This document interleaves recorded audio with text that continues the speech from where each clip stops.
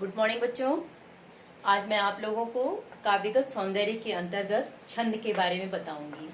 वैसे मैं जानती हूँ कि आप लोग 11th क्लास में अच्छी तरह से पढ़ी हैं, लेकिन थोड़ा नहीं ध्यान दी होंगी, तो एक बार आपका पुनः मैं दोहराव कार्य कराती हूँ। तो सबसे पहले देखिए, छंद का मतलब क्या होता है? आनंदित करना। तो आनंद जहाँ हो वो छंद कहलाता है।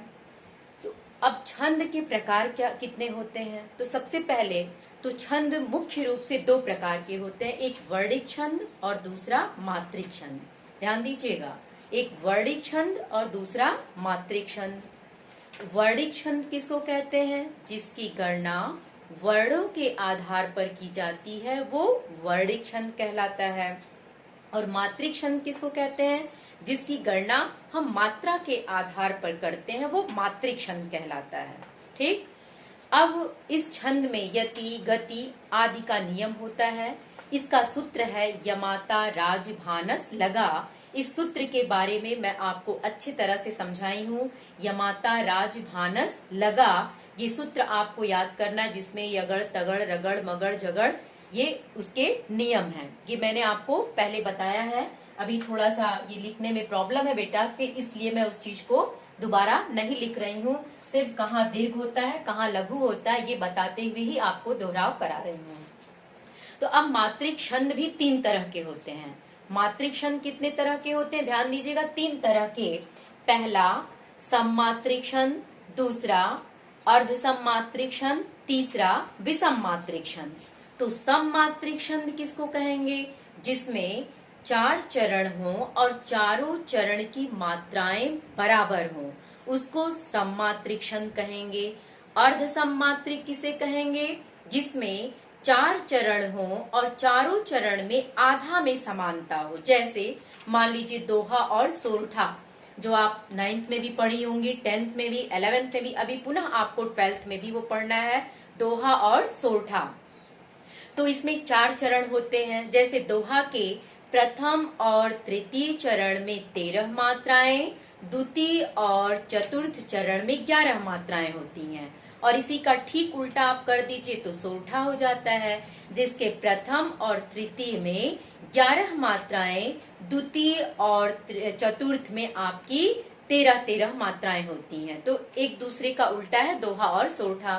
तो ये अर्धसम मात्रिक छंद का उदाहरण हो गया। और विषम मात्रिक छंद का उदाहरण कुंडलिया है, जो मैंने आपको 11th में पढ़ाया था। फिर से बताऊंगी अगर आप नहीं ध्यान दी होंगी। तो विषम मात्रिक छंद कुंडलिया होता है, क्योंकि इसमें हर चरण में मात्राओं की असमानता पाई जाती है। ये रोला दोहा को मिला करके ये बनता है। अब अभी हम लोग सम मात्रिक छंद किसको कहेंगे? तो सम मात्रिक छंद के अंतर्गत रोला रोला और चौपाई आता है। रोला और चौपाई आता है। उसमें चौपाई की परिभाषा क्या होती है? परिभाषा देखिए, ध्यान दीजिएगा, यहाँ जगह नहीं था इसलिए मैं नहीं लिखी हूँ। चौपाई की परिभाषा क्या है? चौपाई सबसे पहले तो सममात्रिक छंद है। इसमें 4 चरण होते हैं। प्रत्येक चरण में 16 मात्राएं होती हैं। अंत में या तो 2 लघु या तो 2 गुरु को ही आना शुभ माना जाता है। एक लघु और एक गुरु नहीं आना चाहिए। ध्यान दिया?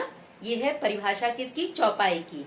या तो अंत में 2 गुरु होगा या तो अंत में 2 लघु होगा। चारों चरण में एक लघु एक गुरु नहीं हो सकता। जैसा कि इस उदाहरण में आप देखिए कि यहाँ रागे, ये भी गुरु है, ये भी गुरु है। अंतिम चरण है प्रथम का, फिर अंतिम वर्ण। यहाँ भी देखिए लागे, ये भी आपका गुरु है दोनों। इधर भी आप देखिए को गुरु ही है अंत का, यहाँ भी गुरु है। और अंत में तुकबंदी होगी इसमें। ठीक है। तो चौपाई की परिभाषा मैंने आपको बता दिया। अब एक चीज ध्यान देना है कि कहाँ हम दीर्घ मानते हैं, किसको हम लघु मानते हैं। तो दीर्घ की पहचान क्या है? ये जिसको हम गुरु कहते हैं, ये दीर्घ को ये जो निशान लगाते हैं एस की तरह बना है, इसको हम गुरु कहते हैं। अब इसमें देखिए, अब जैसे यहाँ पे कहाँ कहाँ गुरु का निशान लगता है ये, तो यहाँ संयुक्ताक्षर के पूर्व का ह्रस्व वर्ण दीर्घ माना जाता है। जैसे उदाहरण के रूप में लिखा है कच्चा। क्या लिखा है यहाँ? कच्चा।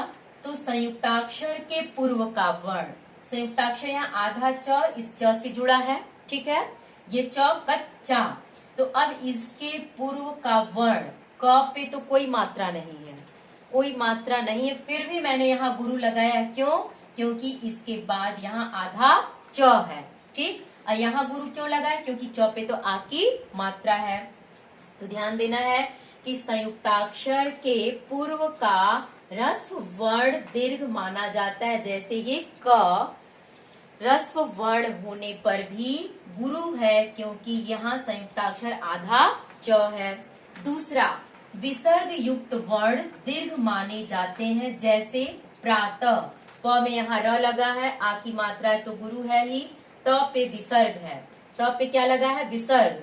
तो प्रातः, यहाँ प्रा भी गुरु हो गया, त पे विसर्ग होने के कारण ये भी गुरु हो गया। अब संयुक्त स्वर जैसे ए, ओ, अ, ये संयुक्त स्वर कहे जाते हैं। ये सारे संयुक्त स्वर भी हमारे दीर्घ कहलाते हैं, जिनको गुरु का निशान लगाते हैं। आ, ई, उ स्वर दीर्घ माने जाते हैं। अब देखिए, अनुस्वार वाले वर्ण भी दीर्घ माने जाते हैं। अनुस्वार जैसे चंद्र बिंदु, यहाँ उदाहरण के रूप में हमने लिखा है संताप। क्या लिखा है? संताप। स पे अंक की मात्रा है, ये अनुस्वार कहलाता है। ये अनुस्वार भी आपका दीर्घ ही माना जाएगा। तो अनुस्वार वाले वर्ण भी दीर्घ माने जाते हैं। तो ये चार्ट के रूप में मैंने आपको यहाँ लिख दिया है।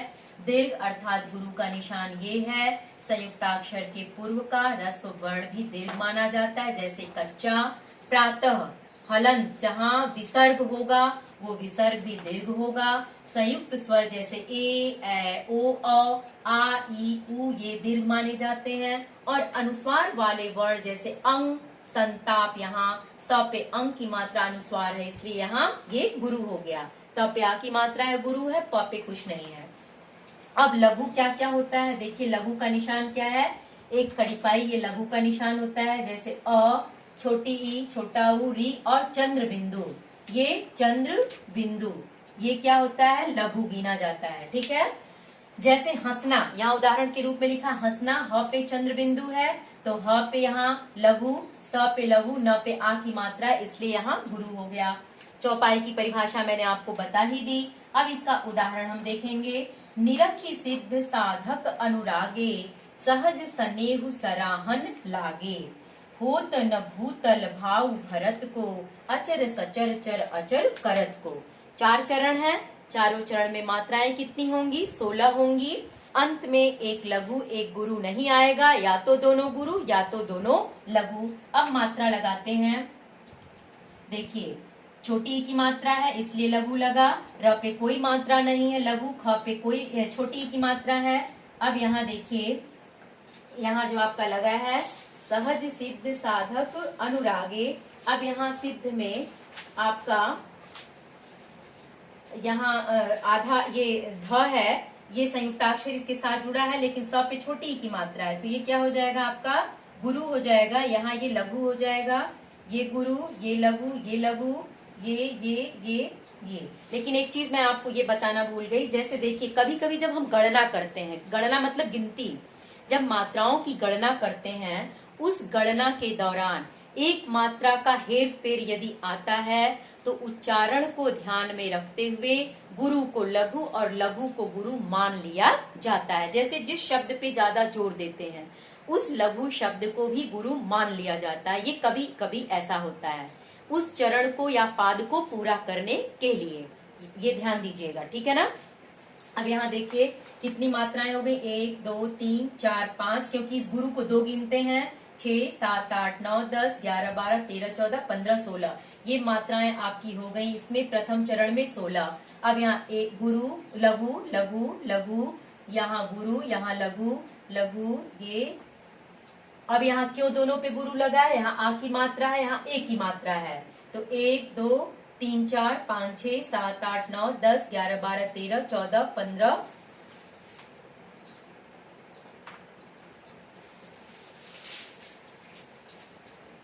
1, 2, 3, 4, 5, 6, 7, 8, 9, 10, 11, 12, 13, 14, 15, 16, ये कितनी मात्राएं हो गई? 16। क्योंकि देखिए यहाँ ह पे छोटा ऊ है इसलिए यहाँ लघु लगा, न पे ए की मात्रा है तो गुरु लगा, ये तो आपको बता ही दिए, दोनों आ की मात्रा ए की मात्रा, तो दोनों यहाँ लघु हो गया।